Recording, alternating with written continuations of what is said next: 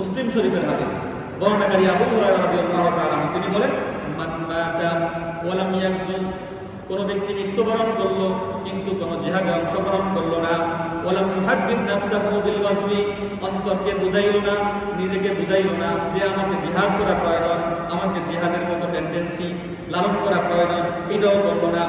মা তাআলা শুবাতিন মিনান নিফাক, রাসূলুল্লাহ সাল্লাল্লাহু আলাইহি ওয়াসাল্লাম বলেন, তোমরা যদিও দেখো এই ব্যক্তিটা মুসলমান অবস্থায় মারা গেছে, সকালবেলা ফজর পড়ে, দুপুরবেলা যোহর পড়লো, বিকালে আসর পড়লো, সন্ধ্যার পরে মাগরিব পড়লো, এরপরে সন্ধ্যা শেষ হয়ে যখন রাত্রি প্রারম্ভে এশারের সালাতের সময় হলো, এশারের সালাত বা জামাত আদায় করলো, এরপরে মৃত্যুবরণ করলো কিন্তু তার মনের মধ্যে জিহাদ করার মতো আগ্রহ ছিল না।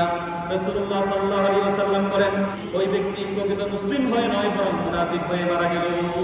নাউযুবিল্লাহি মিন যালিক।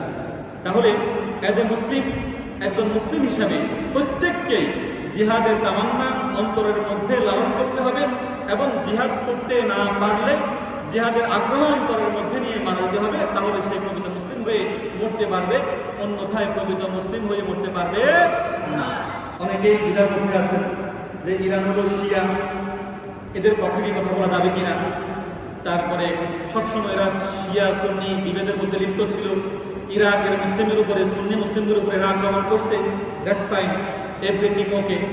কিন্তু ইসরায়েল এমন একটা সন্ত্রাসী রাষ্ট্র, তাদের সাথে যদি আমেরিকাও এই সময় লাগে ইসরায়েলকে দমন করার জন্য, আমরা তখন আমেরিকার পক্ষে। কথা কি ঠিক না? ঠিক।